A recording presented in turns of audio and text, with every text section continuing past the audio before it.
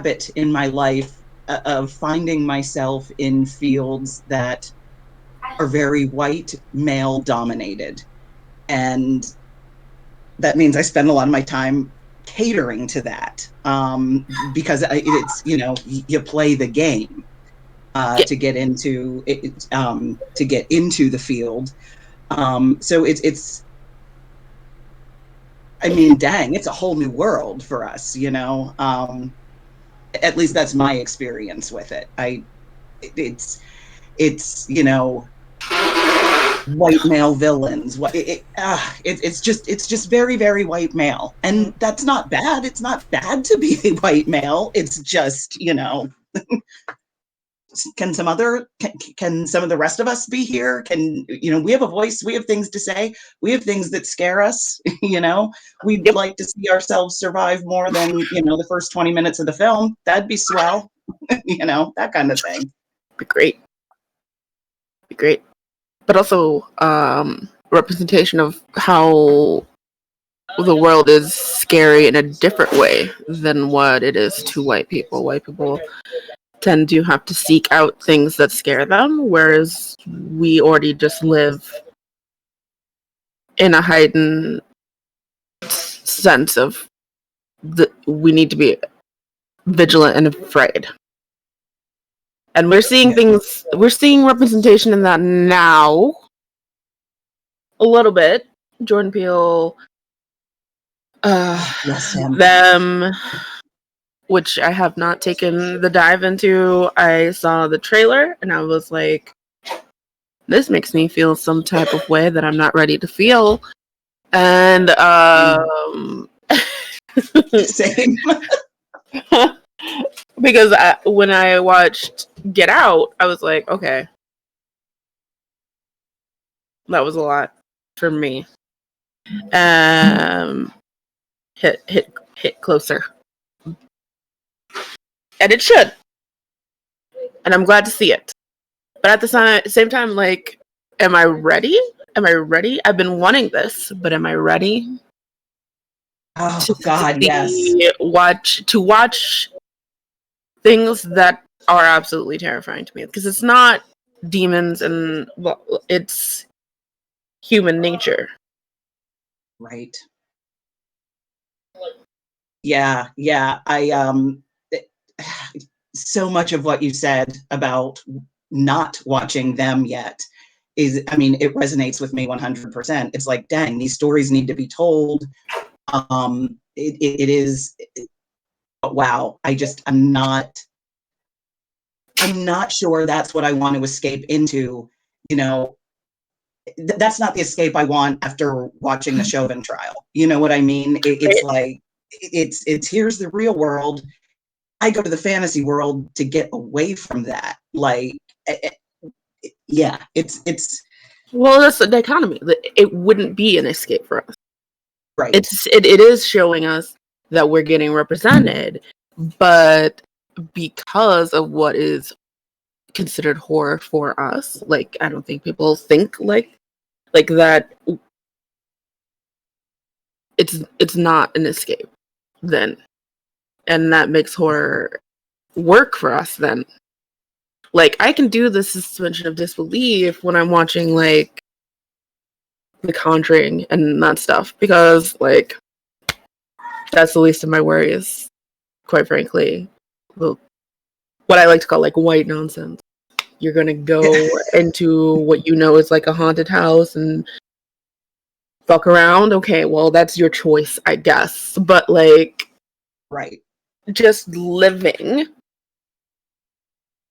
and knowing that threat is there because someone holds that belief or hate in their heart that we should not be here is that's not an escape. Right. So watching it is a labor. Yeah. That's beautifully put. There's literally nothing I can add to that. It's exactly that.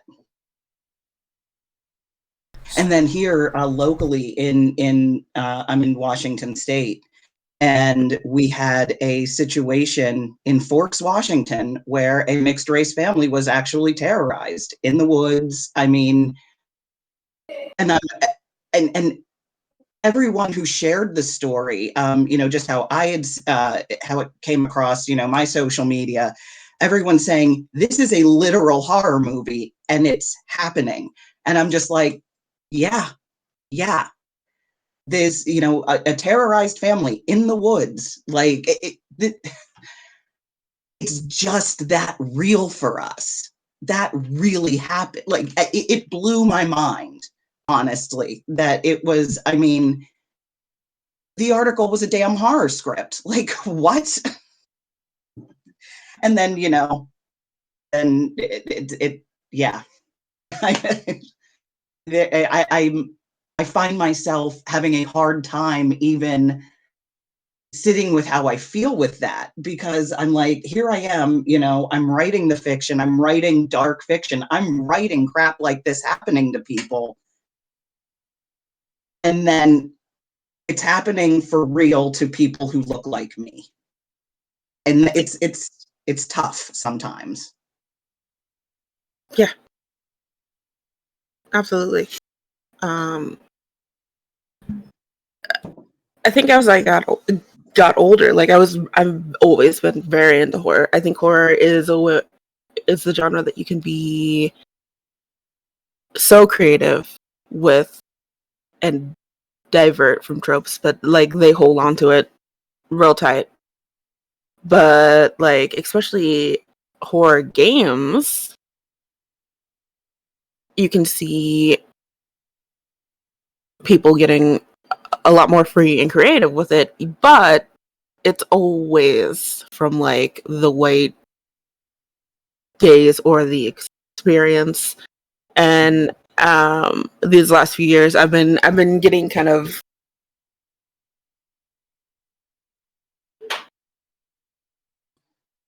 tired of it, I guess. Like it's it's predictable in that, like, well, what's gonna be scary to them is not anything I think of anymore. Like the heightened environment that we are in right now doesn't allow for me to like disconnect the way I used to and just enjoy a horror story and not think this seems very privileged.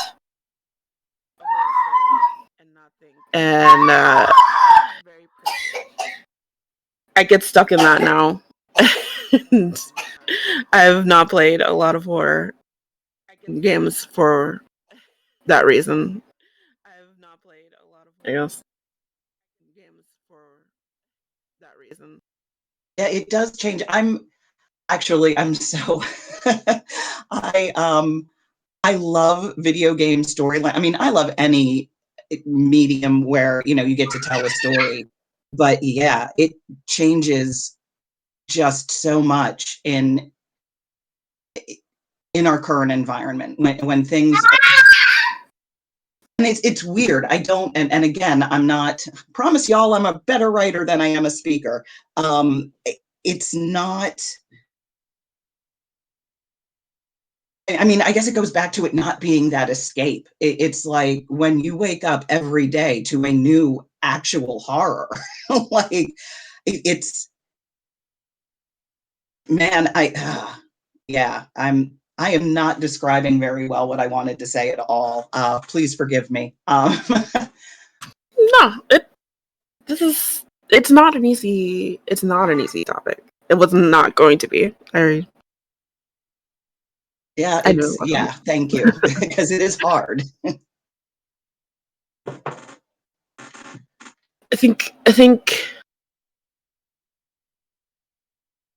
what we want to try to like ultimately get across is like white stories are great, but they've been the norm for so long, and now that people are seeing, having to pay attention to what we have been living our full lives, Mhm.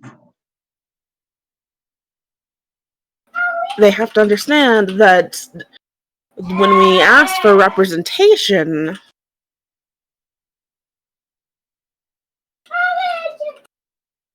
it has to include that ugliness that is from white people. Yeah. Yeah, and it's, horror's a great, I mean, it's the perfect genre to do that.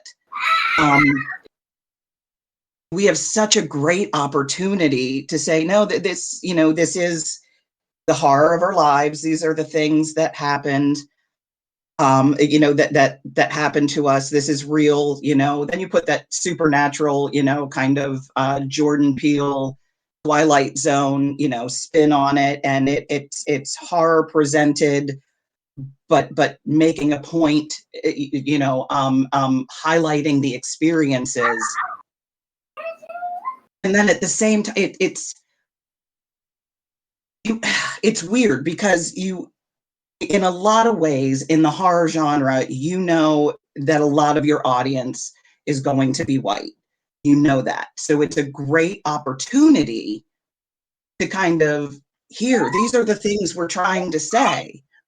But then as a consumer of that art, it's like, man, but I'm living it. Like, what? So we almost, when I write, like, I'm constantly thinking about who my audience is. And it's like, do I write for the Black girl like me, who never got to see myself in these stories? Do I write one kick ass, Black final girl that is, in a way, a salve for the soul, in a way to see ourselves, be the survivors, be the badasses we know we are, and at the same time, we we've got the perfect opportunity to explain, to be the teacher. So where is our responsibility? Where does that fall?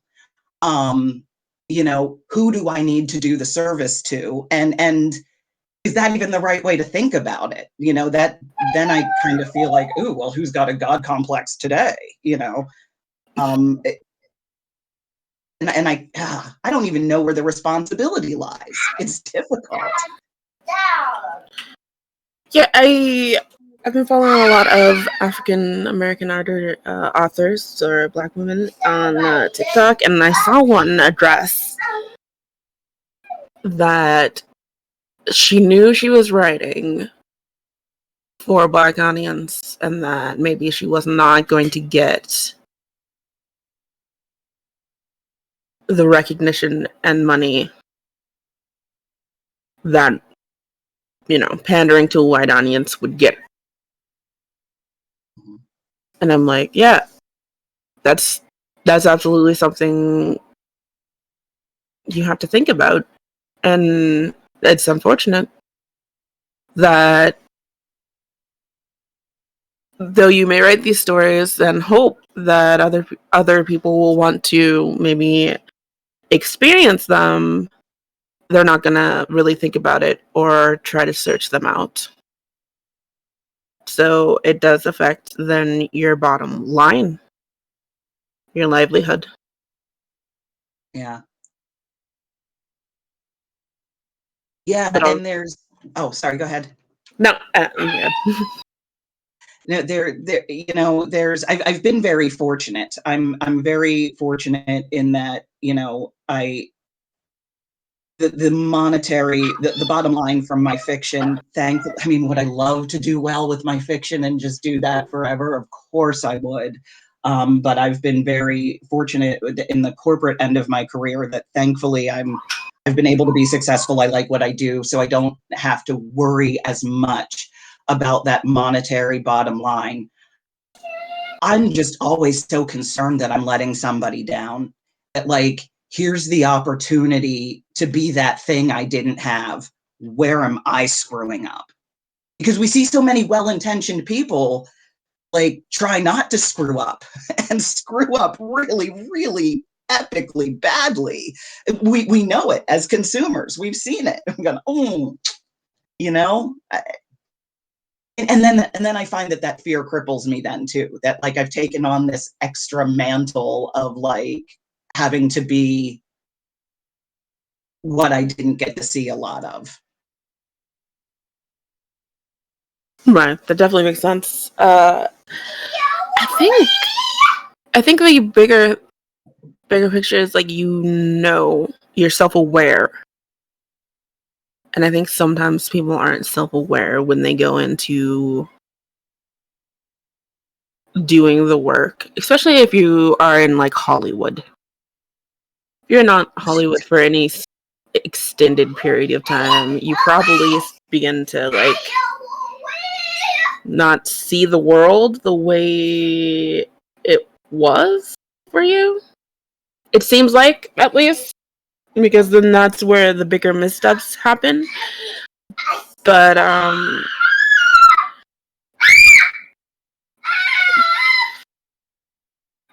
don't.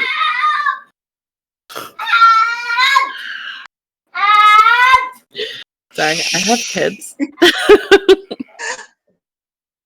um, but with the, I think writing from just your perspective, you're doing service to a lot of people. You know, like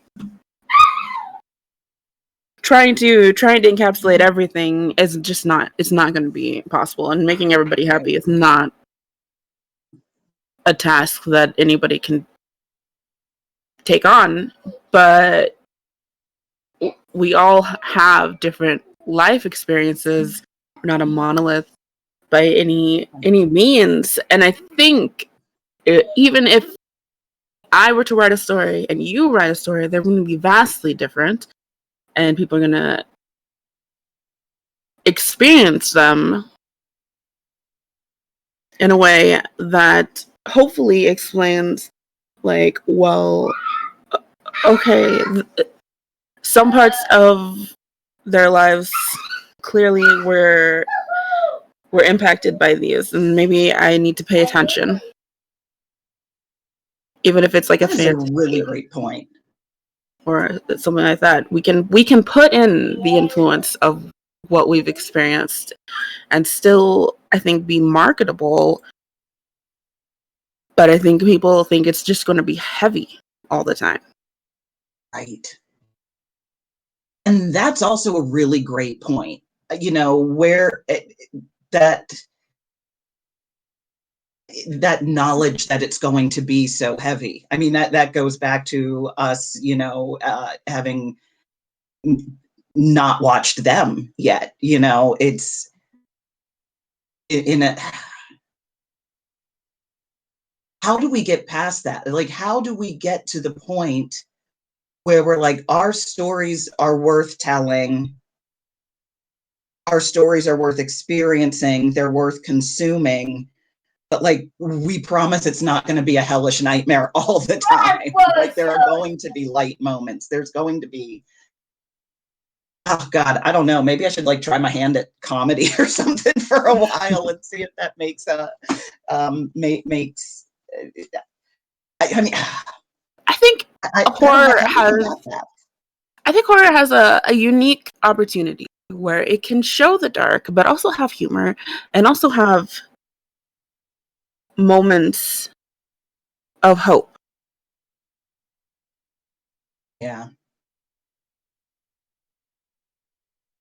And that can be hard to balance, but at the same time, like, I know that the show Them, and then that's on Amazon Prime, is meant for this time.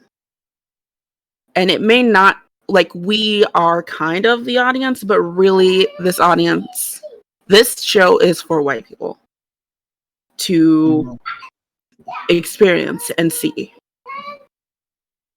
Um And I've talked with a lot of Black women, and they're like, why does everything have to be centered around Black pain? Mm-hmm. But then I think on things like, I remember when, what was it? Uh, A Wrinkle in Time came out, and really that wasn't centered around Black pain or anything. As far as it had a Black lead, and it still didn't seem to garner the attention, even with a big cast it had. And I had to wonder, like, do you really want to see us happy in media? Oh, wow. That's a really good point. Damn, that's a mind-blowing point. I hadn't even thought of it from that angle. Because like that was a whole fantasy world where we don't really get much representation in fantasy as is. I'm finding more fantasy writers that have Black main leads, but like at the time this was like a revolutionary thing. I didn't even know the book had it existed. But and then to see the cast was like, it was a great cast. So what was the problem then?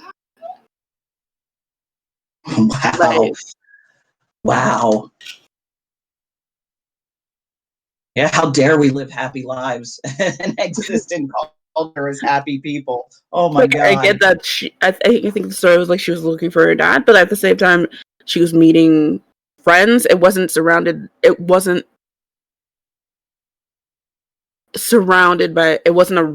a story rooted in racism. Right. Like, or like that kind of trauma or pain. Like they were on an adventure. Like the kids from Narnia. Like Right. Yeah. Oh, wow. Oh, I think you've sent me down a rabbit hole of research because now I'm going to be looking at things and comparing numbers and being like, why people? Why is this not working? Because yeah, wow. Dang, you gave me a lot to think about. I've been thinking about this a lot. Yeah, clearly. I mean, it's not.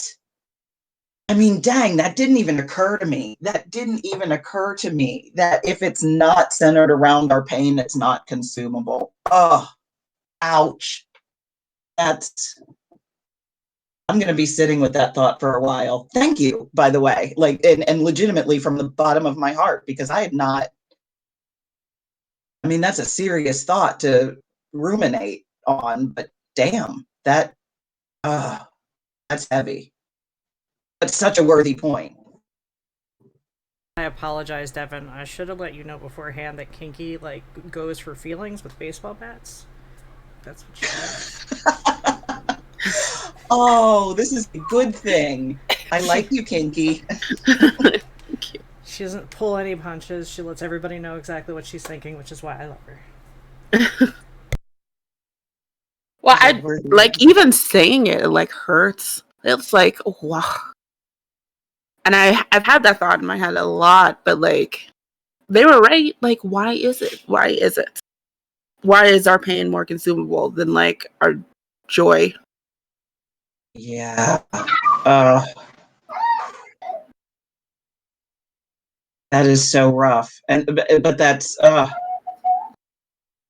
it's I was thinking a lot about that, with the race discussion in out in the real world, like with normies who aren't horror freaks, where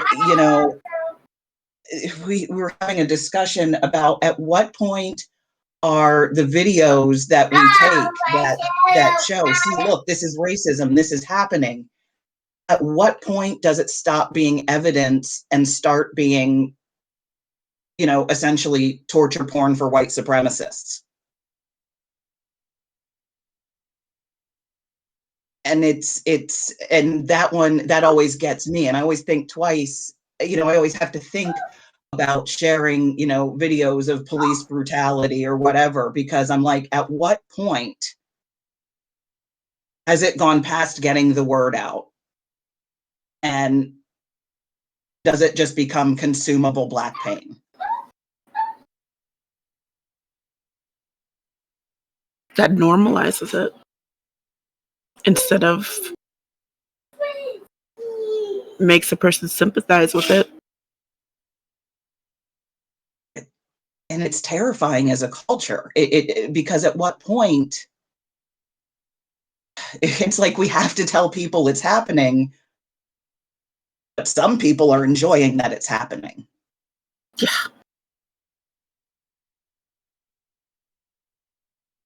So really, then it is a numbers game. Like, are more hopefully good people understanding why we're conveying this message, or is it just the bad people enjoying that it's out there? Right. And do you want to take that risk? Right. Because maybe Like, you're giving them fresh ideas. yes.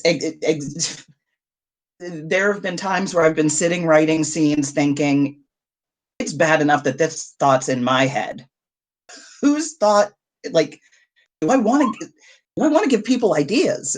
and it's, and believe me, the laughter here is nervous laughter, because it's like, oh, like,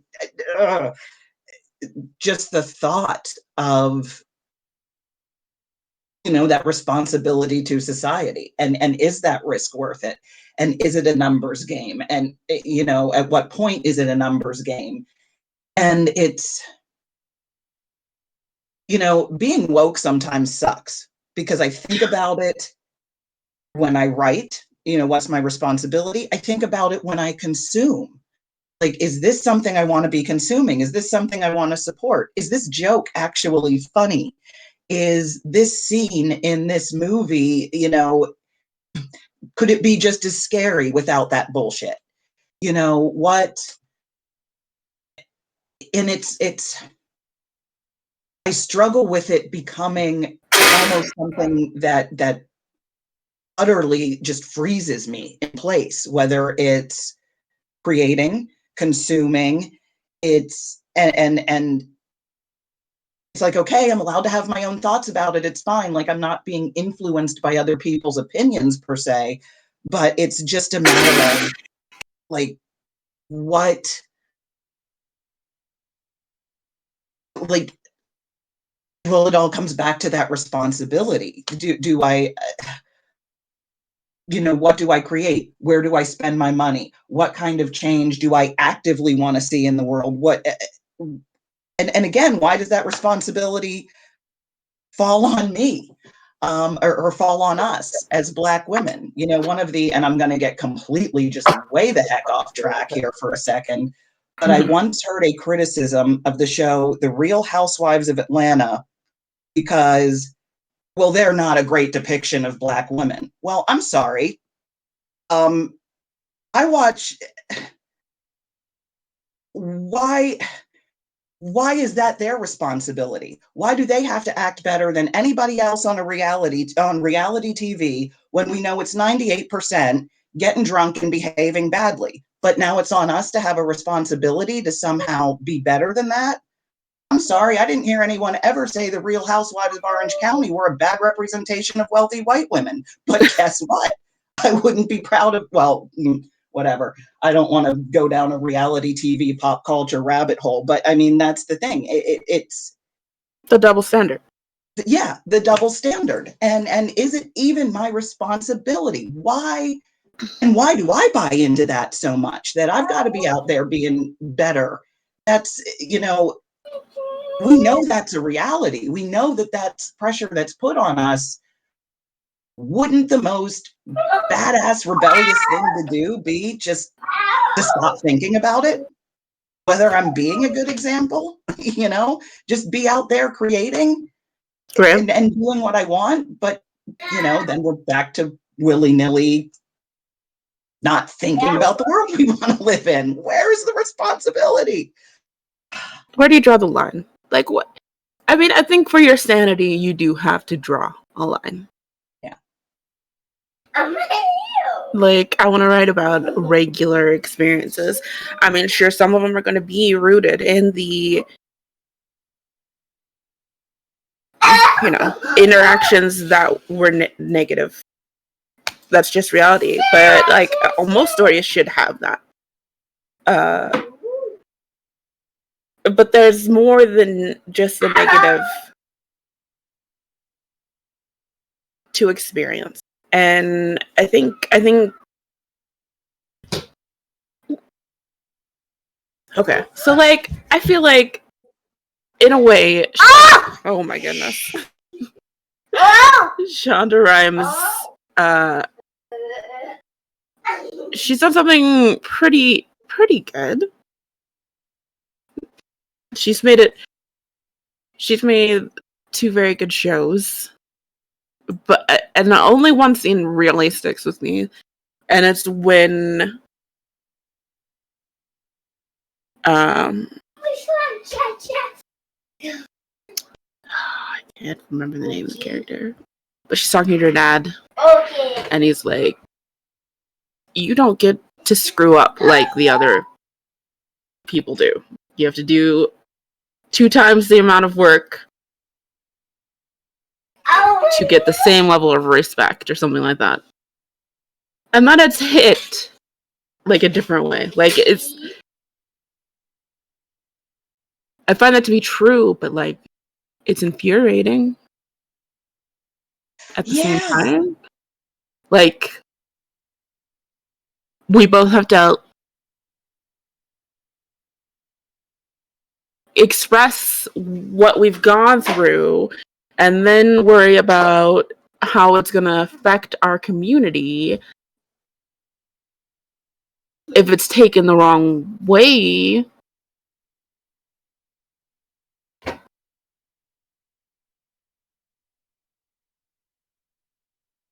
I don't know where my train of thought is going to end on this, but like it feels like you have to carry like the bigger burden, of course, is to be a creative person, be a creative Black person, person of color, because the white audience will think that this represents a whole and not just a story you're trying to tell.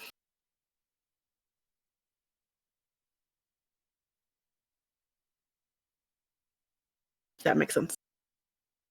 No, it does. I'm just kind of sitting with it. And yeah. I mean, it's like anything else, I guess. It just, I mean, damn, our whole existence is fraught. That's really the reality of it. And I'm just trying to think of kind of examples of, and of course, my brain's gonna just go dead here. As soon as this panel discussion is over, 37 examples of this are going to pop into my head. Same. And right now they're just kind of escaping me. But yeah, yes, that made absolute sense.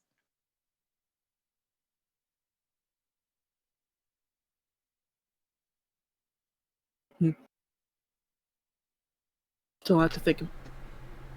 Yeah. Right? Well, and it's, it's interesting times, which is such a vague blanket thing to say, but we've got such an opportunity to take the wheel. And I definitely don't want our community to be crippled by that. Like, I want us to grab it by the horns. And some people are really, I mean, God bless Shonda Rhimes and Jordan Peele. Thank you, Jordan Peele.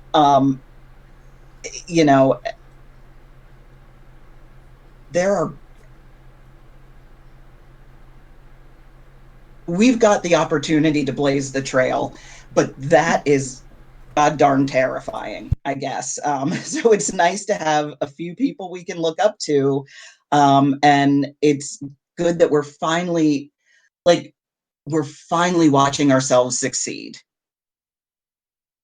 And it's not that we haven't previously, but we've got, I don't even know how I want to put this because I'm stumbling over. Like I said, I'm a much better writer than a speaker. Um,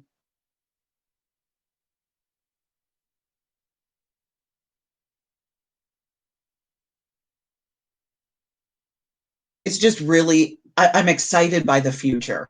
I'm excited to see more representation in gaming. I'm excited for more representation in the horror genre and in fantasy and sci-fi. Oh, M.K. Jemisin, love her.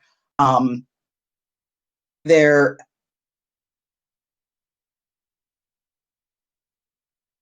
I guess maybe what I'm afraid of is maybe as an audience, we need to maybe leave more room for people to screw up. I think people need to get it wrong a few times, need to get things wrong before they get them right. I think we need to be allowed to screw up the same way everybody else is allowed to screw up. That would be great. And it was a long walk, me getting around to saying that, but it's like we've got people to look at and they're killing it, but like Jordan Peele's got to screw up so the rest of us know it's okay, I guess. Right. But like at the same time, I know that like Jordan Peele and Shonda Rhimes took years and thought it out. And they're like, what would be the impact? What if we did move forward this is this time? And like, because he measured, he quit his show Key and Peele at a certain time. Like it ran for years and like dwindled out because it got bad. They cut that off so he could go forward and do it. He measured what and when and how and why. And right. There's no way they didn't. There's no way they didn't. And if they do screw up, if they have screwed up, there's no way they're not screaming in their head, what is the effect? What is the effect? Because we haven't really made huge strides in Hollywood or in even like the book world to cement us from going backwards. Yeah. As much as I'd like to think like Shonda Rhimes is enough to carry it all, like it's not. It's not. Like her shows we have need to a end at full-on some Black point, Illuminati. and like right, like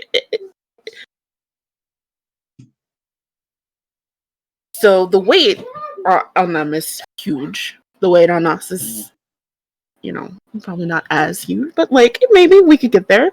But like, the idea of making a mistake, that is privilege. Yeah. Yeah. Someone's gonna, and people do forgive white creators much easier than any Black, Indigenous, person of color creator,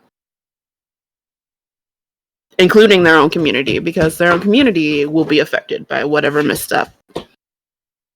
Yeah. So I'd love grace. I'd love it. Yeah.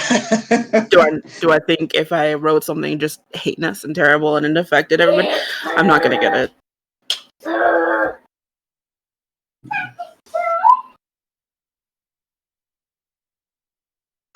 That's one of those things you just kind of have to sit with. Like it. Yeah. So Victoria has a very interesting question. She said, "How do you feel about other races telling a story with Black characters?" I think it's fine. I mean, if they're just telling a regular story, we have regular lives. But I think it's different than trying to take someone else's pain and suffering and make it marketable for you. And yeah, that's there's absolutely nothing wrong with having Black characters. We would like to see ourselves more often. And of course, now here I go thinking I'm speaking for my entire community. But yeah, it's when the story is uniquely ours, that you better have a lot of Black folks on your creative team advising along the way, if it's going to be a story about the Black experience.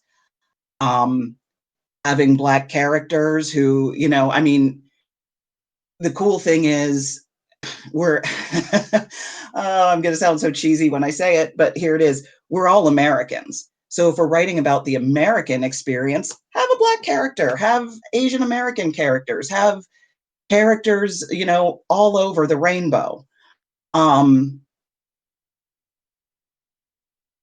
But don't center yourself in their stories, I guess.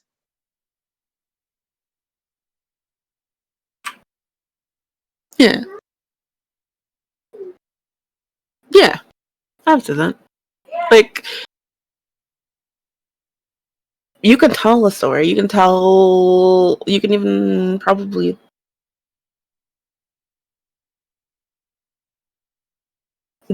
deal with an issue in a story. But you should go for outside help, because there's not a real way that you could have experienced it to be able to tell it in a truthful way. If that makes sense. Yes, exactly that. That is exactly what I meant, but did not word well at all. That is exactly it. Thank you. Can I ask a quick question? So, Yes. okay, so I read a thing that I absolutely love, and I've thought about it quite a bit. Um, but how would you feel? Okay, how would you personally feel if you picked up a book or watched a show where there was a Black female character who didn't have to be strong, who didn't have to react to like race issues, like could basically go through an entire story just as a white character might, happy go lucky, none of the stuff that is constantly used. Like I instantly thought of Tara from True Blood, and she has to be like a strong Black female character. And I read another writer who said, I would love to see like that Black princess who doesn't have those cares. That was almost the exact words that were going in my head. As you were saying that, I was thinking, oh, I would love to be a damsel. I would love so much if the job of a Black female character was just to wear a pretty dress and smile and be rescued and have her nails done. Like, and I mean, I'm being very tropey in it, at describing those things. But yes, I would love a damsel. Yeah. I mean, to be able to get to be vulnerable Yeah. in a way that's not traumatizing. Or potentially traumatizing, or you don't know if someone's gonna get it, or just it like spirals into overthinking, and you're like, Is this a believable thing? Could we indulge ourselves? Maybe I could do that. It would take a lot of world building. Obviously not this world. Outer space. Some alternate reality. Not this world.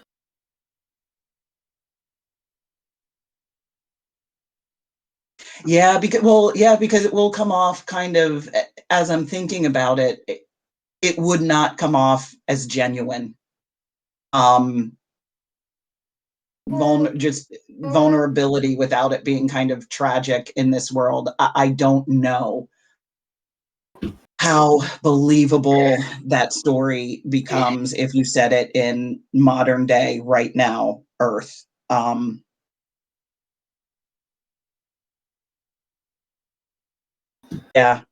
World. There would need not only world building of a fictional world, but world building of this one. And I Yes, I would love to see a damsel. I would love to see it. I want to be a damsel. If somebody writes the role of, my first major in college was acting, or was theater with a performance emphasis. So if somebody would like me to play a black damsel whose only job is to wear a pretty dress and marry well, and there's no trauma, yes, I would love to play that role. But yeah, that almost requires more suspension of disbelief than gosh, anything.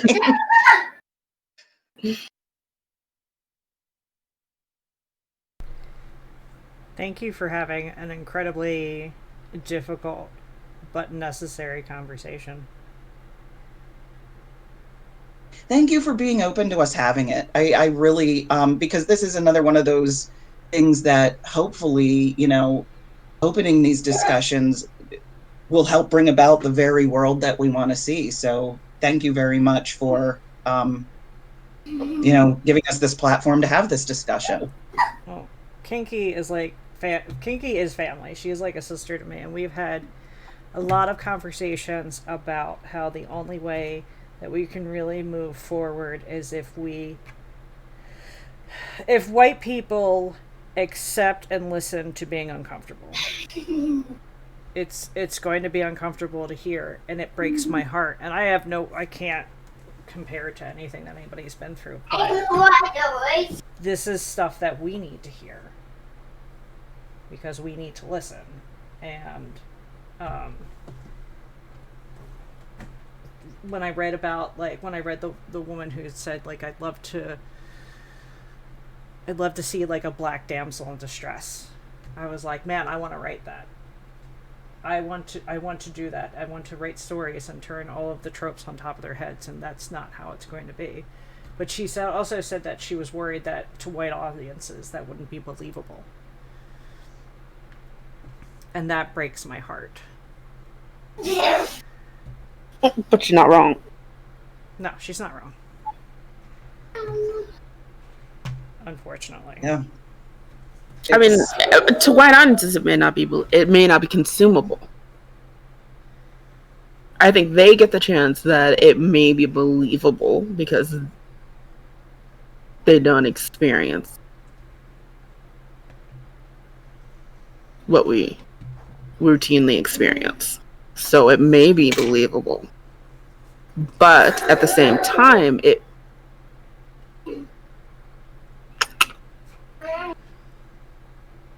then wouldn't be consumable for us.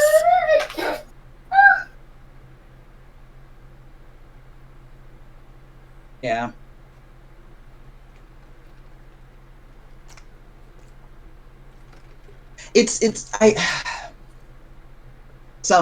Someday we will be in that world. I have to have faith that someday, if climate change doesn't kill us first. I mean, I'm just full of bright, happy smiles today, aren't I? That's why we're friends. The only way I feel like it would work on the planet Earth is if we are years and years away from now, and there are more biracial people than there are quote unquote white people. White? Quotation. They're no longer the majority. To where then things have started to shift. But the problem is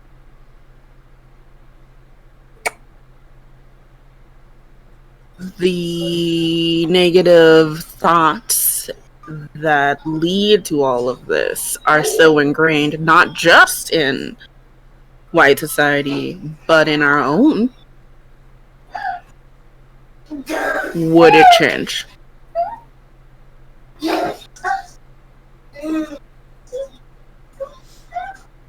You're going to be sticking me with serious thoughts all day. But that's a good thing. Lovecraftian country, Kinky, you and I have talked about it a bit before. Like, that's, like, okay, take out the Lovecraftian part. But that, like, is it weird that we consider that horror when in fact that's just was reality? Does that make sense?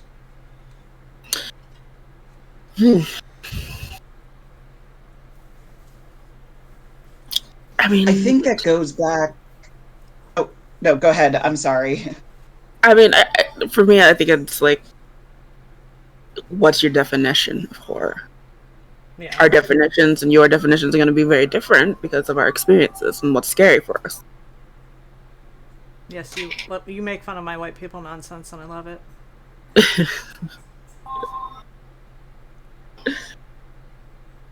But I always I look at Lovecraftian country, and I'm like, if you remove the Cthulhu aspect of it, we would still consider it horror because terrible things are happening. But at that point, is it horror, or is it just the reality of the situation that we want to see as horror because it's easier for us to disbelieve it than to acknowledge that it happened?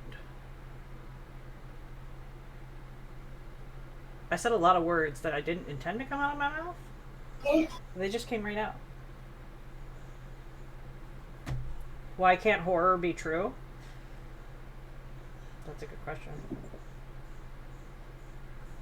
Now, horror can absolutely be true. That's what we're seeing now with like Jordan Peele and like them. If you watch them, you will see depictions of actual what would be actually terrifying for me. Like I lived in a white community. Like if all of that happened in the condensed amount of like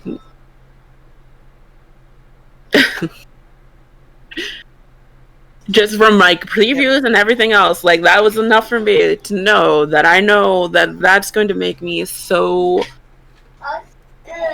I'm going to feel a lot of type of ways. Yeah. That is going to be very uncomfortable for me. And even the one trailer I brought up, I was like, nope. I don't know when I'll get around to watch it. If I can be mentally prepared enough. Our normal stories can be horrific.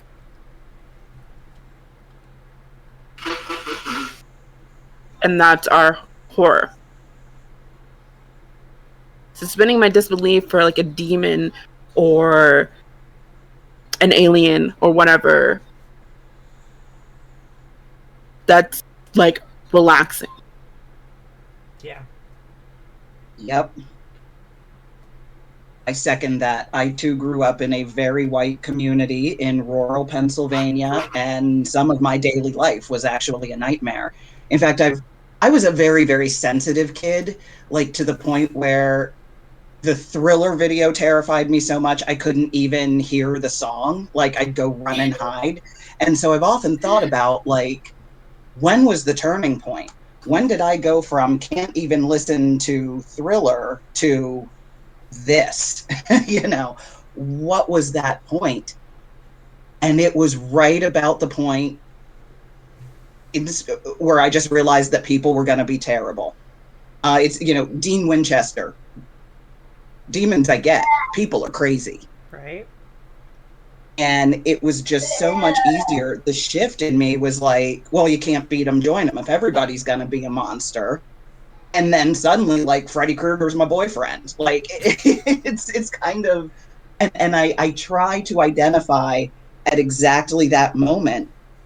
And I still don't know when that moment itself was, but I very distinctly remember thinking, oh, hell, I'd rather deal with a cursed Ouija board than a white supremacist. And I got to deal with white supremacists every damn day of my life. Cursed Ouija board ain't shit.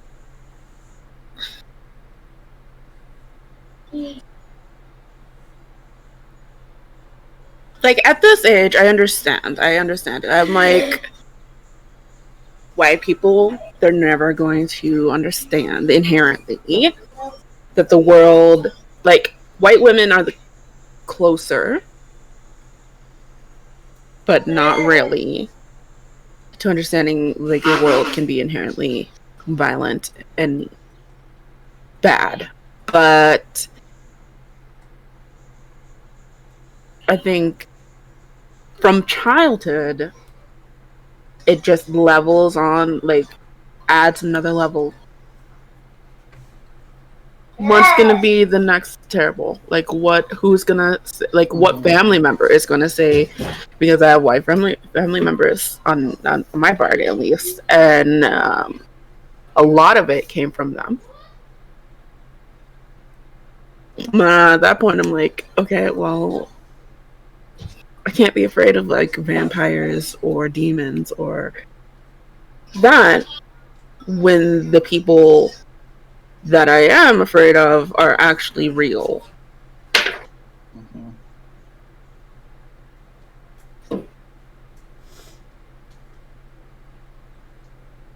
So losing myself in those stories is very easy. At least, until I got sick of, like, just the white experience. And now I'm like, I'm gonna go look for something